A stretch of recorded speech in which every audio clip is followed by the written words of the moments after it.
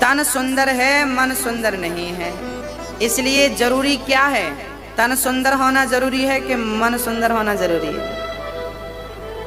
हाँ, अच्छा, आपको पता है तो फिर करते क्यों नहीं? पता सब है, करेंगे कुछ नहीं। तन को धोया मन को धुला ही नहीं।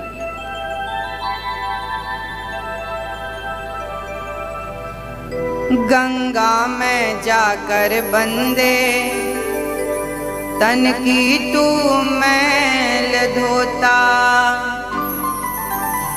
गंगा में जाकर बंदे तन की तू मैल धोता, जो मन की मैल न धोई गंगा गया तो क्या हुआ? हाँ, आप लोग गंगा जी कभी गए कि नहीं? कौन कौन स्नान किया है गंगा का? लगभग आप सबने किया हुआ, धन्य है आप सबने गंगा नहाए, बढ़िया। अच्छा, अब की बार कभी गंगा जाना ना तो एक छोटा सा मेरी तरफ से काम कर लेना। अब की बार गंगा जी जाना तो एक सीसी में घर के नाली का पानी, गंदा पानी भर के ले जाना। सीसी में ढक्कन लगा के गंगा जी ले जाना, और गंगा जी जब जाओ तो वहां पर गंगा जी के अंदर वो सीसी डाल देना। 2 दिन 4 दिन जब तक आपका दिल करे रुकना, जब वापस आने लगना तो वो सीसी निकालना और वो अपने साथ घर ले आना, और फिर उसका ढक्कन खोल के सबको बांटना। लो प्रसाद लाए हैं। लेगा कोई? आप पिएंगे? क्यों नहीं पिएंगे? क्यों? अच्छा, कारण बताओ क्यों नहीं पिएंगे? क्योंकि गंदा पानी है। तो वो तो गंगा जी से निकली ना, गंदी कैसी है? हाँ, गंगा का जल सीसी के ऊपर से निकल गया, पर अंदर जैसा था वैसा ही रहा। ऐसे ही वो सीसी 4 दिन तक पड़ी रही, वो शुद्ध नहीं भई। तो आप एक डुबकी में शुद्ध कैसे हो जाएंगे? सीसी के अंदर जैसा था वैसा ही रहा। आप गंगा नहाने के पहले जैसे थे, गंगा नहाने के बाद भी वैसे ही रहे। तो गंगा नहाने का अर्थ क्या? कहो मेरी माँ, गंगा नहाने का अर्थ क्या? कोई मतलब हुआ? इसलिए कहा करता हूं कि गंगा स्नान करने जाओ तो शरीर को धुलने मत जाना। हे माँ, जैसे तेरा जल पवित्र है, आज से मैं अपने मन को इतना ही पवित्र करूंगा जितना तेरा जल पवित्र है। जो मन की मैल न धोई गंगा गया तो क्या हुआ? परमात्मा ना पाया मेरे श्याम को ना पाया, परमात्मा ना पाया मेरे श्याम को ना पाया, परमात्मा ना पाया, पाया जन्म तो क्या हुआ?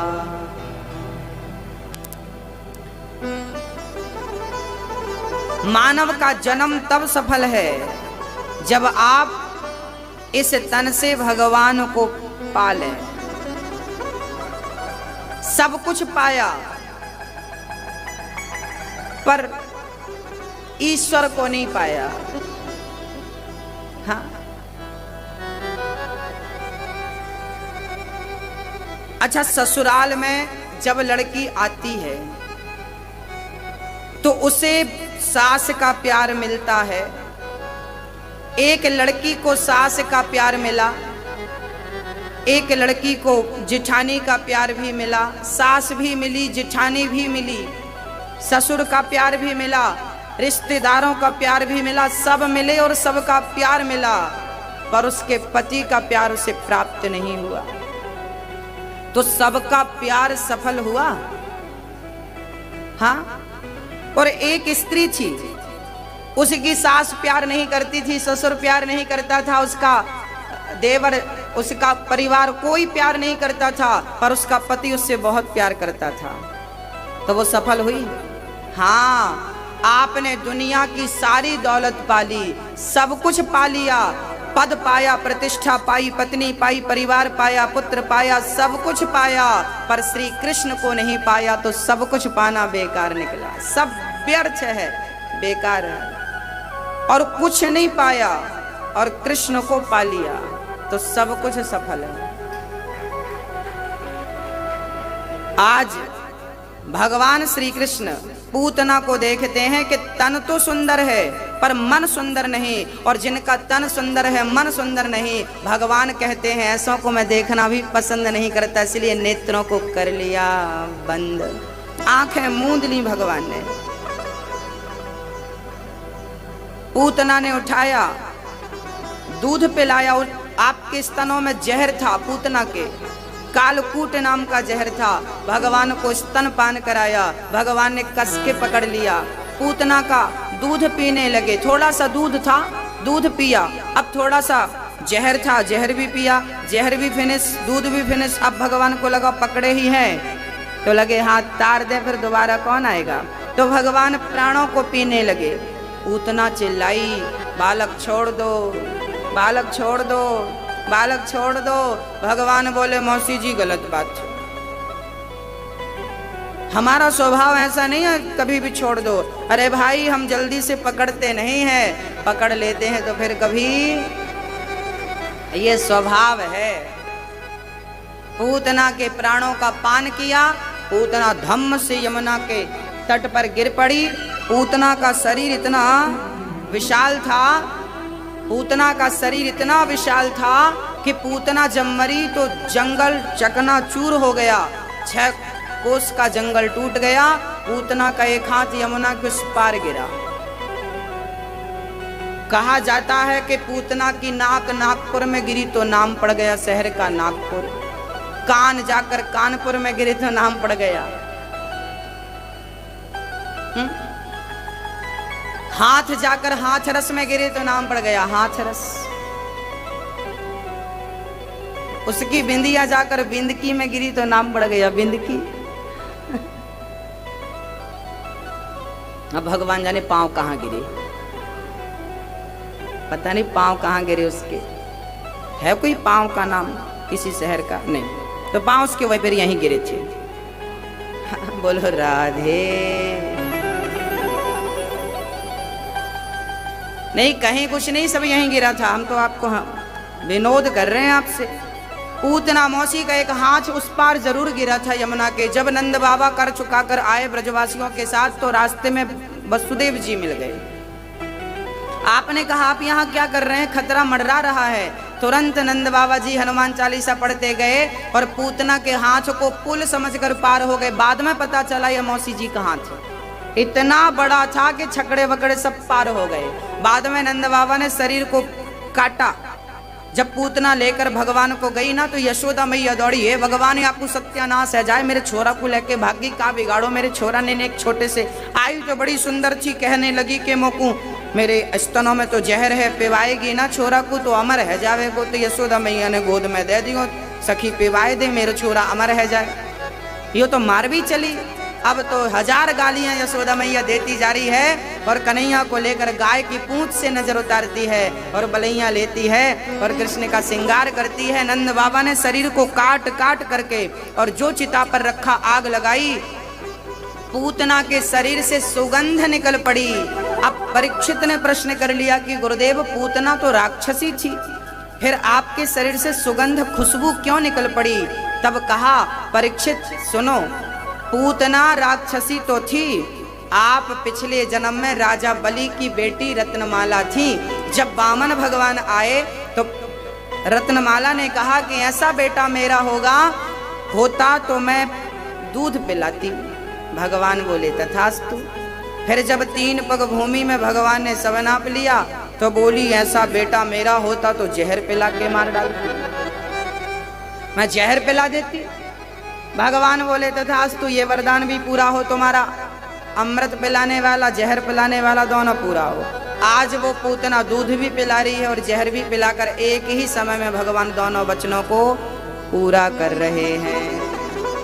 बोलिए भक्त वत्सल भगवान के जय। पूतना मौसी का शरीर जला, सुगंध निकल पड़ी। अहो वकेयम स्तन काल कूटम जिघांसया पायदाप्य साध्वी लेभे गतिं धात्युचितां ततोऽन्यं कम्बा दयालुं शरणं व्रजेम। पूतना भगवान को मारने आई और भगवान ने पूतना को तार दिया। भगवान ने पूतना का उद्धार कर दिया, उद्धार कर दिया। जो जहर पिलाने आई थी भगवान ने उसका भी उद्धार कर दिया, उसे भी तार दिया। देखिए भगवान का स्वभाव, प्रभाव ऐसा है कि 6 दिन की उम्र में पूतना को मार दिया। ये प्रभाव था। स्वभाव कैसा है? जो जहर पिलाने आई उसको तार दिया, ये स्वभाव है। स्वरूप कैसा है? बोले दुनिया दीवानी है, ऐसा स्वरूप है। नाम भी, प्रभाव भी, स्वभाव भी। क्या कहें कृष्ण के बारे में। अब भगवान थोड़ा बड़े हुए तो भगवान ने एक दिन करवट बदली तो माँ यशोदा ने उत्सव रखा। शकटासुर आया। शकटासुर के नाना प्रकार के प्रयास करने पर भी भगवान का वो बाल भी बांका ना कर पाया। भगवान श्री कृष्ण ने देखा छकड़े के नीचे माँ यशोदा ने सुला रखा था। सारी गोपियां बड़े प्रेम से, सारी गोपियां बड़े प्रेम से श्याम सुंदर को बधाई दे रही थी। मैया ने देखा कि लाला सो गया तो प्रेम से सुलाकर छकड़े के नीचे चली गई। सबको भोजन कराई। तब तक शकटासुर आकर गाड़ी पर बैठा और वो भगवान को मारे उसके पहले अपने अंगूठे के पांव के अंगूठे से भगवान ने जो प्रहार किया, छकड़ा घूमता हुआ ऊपर गया और धड़ाम से जमीन में आकर गिर पड़ा। शकटासुर कंस के द्वार पर जाकर गोविंदाय नमो नमः छकड़ा गिर पड़ा। शकटासुर का उद्धार हुआ। मैया बोली लाला का है गौ। ब्रजवासी बोले है कछु ना गौ मैया, तेरे छोरा ने एक लात जमाई तो छकड़ा ऊपर गिर गयो। मैया बोली मेरे लाला में इतनी शक्ति कहाँ से आई जाएगी कि एक लात में इतनो बलवान छकड़ा ऊपर चलो गयो। मैया को कुछ समझ में ना आयो। एक दिन भगवान को मारने के लिए तृणावर्त आया। भगवान ने तृणावर्त को मारा और आज अपने मुख पर भगवान कृष्ण ने यशोदा को संसार दिखाया। एक दिन गर्गाचार्य जी आए वसुदेव जी के कहने से गोकुल।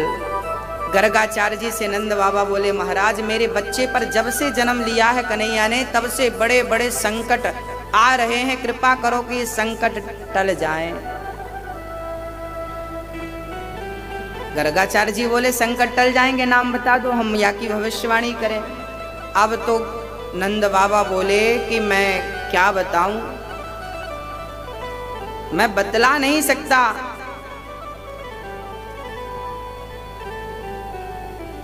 गर्गाचार्य जी बोले गर्गाचार्य जी बोले नाम बताओ। गर्गाचार्य जी से कहा नंद बाबा ने नामकरण हुआ नहीं, आप नामकरण कर दो।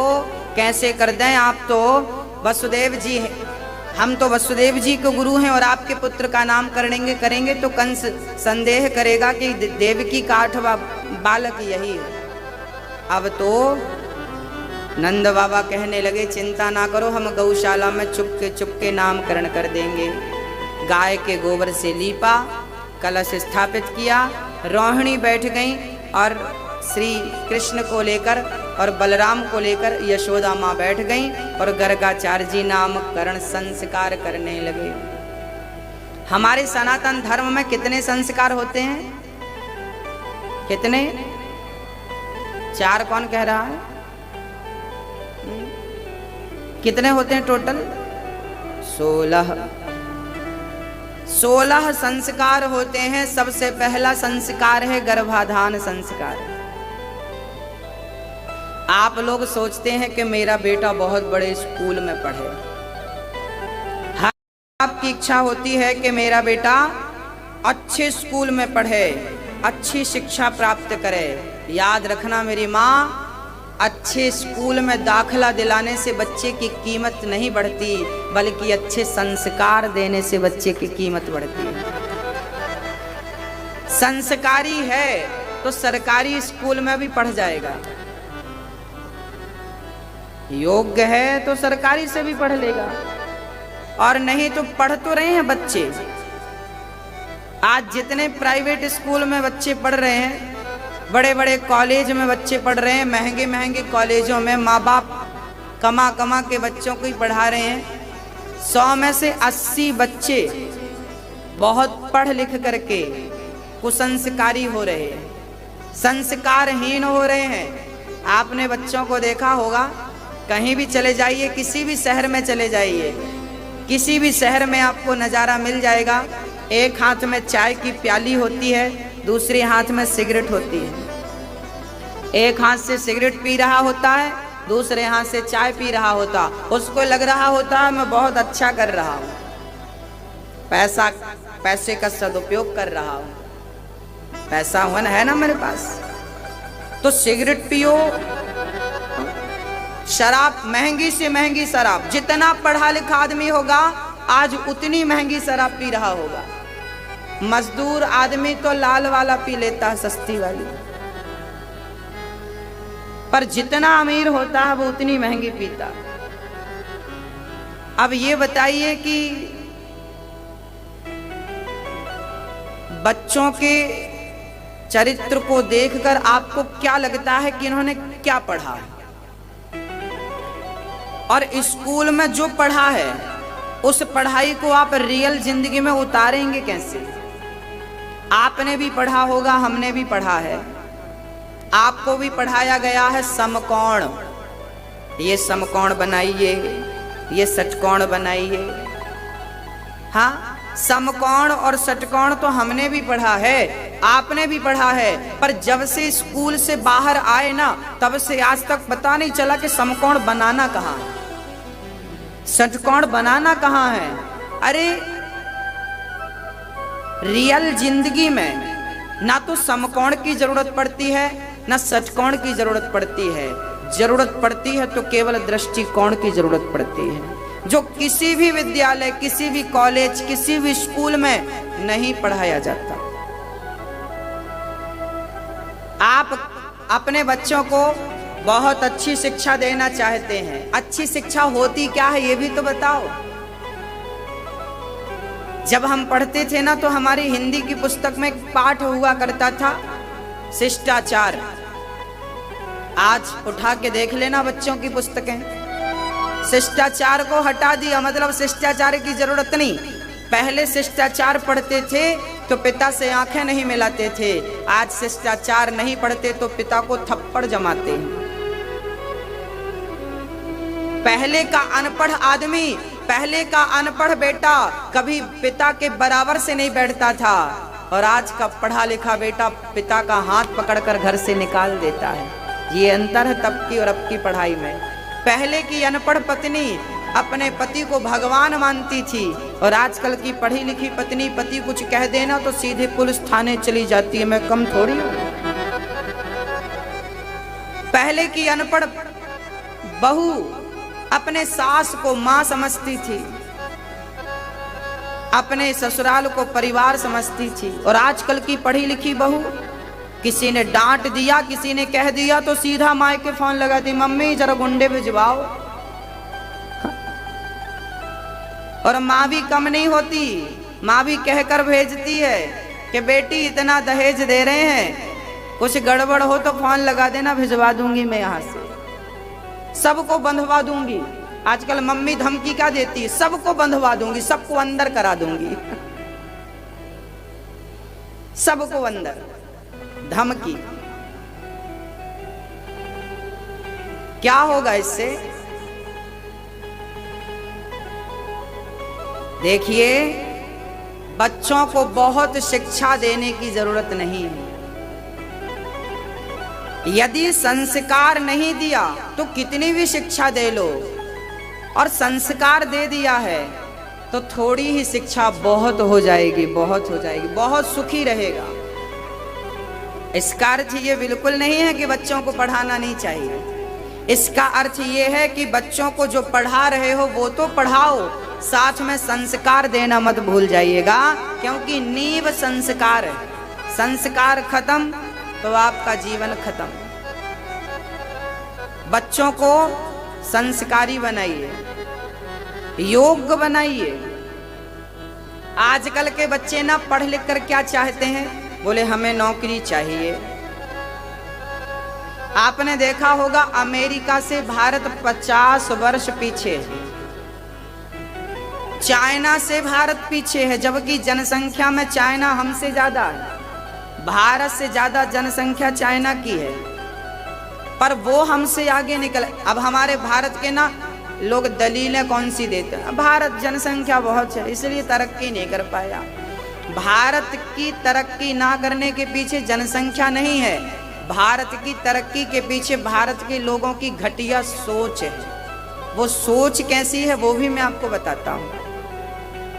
भारत के लोग सोचते कैसा है, आप यदि कोई आपका बेटा कुछ अच्छा करने जाए, आप कुछ अच्छा करने जाते हैं ना, कुछ अलग करने जाते हैं ना, तो फिर माँ से पूछता है बेटा, पिता से पूछता है बेटा पापा ये काम कर रहे हैं, कर लें? पापा तुरंत जवाब, नहीं बेटा ये मत करो, ये तुम नहीं कर पाओगे,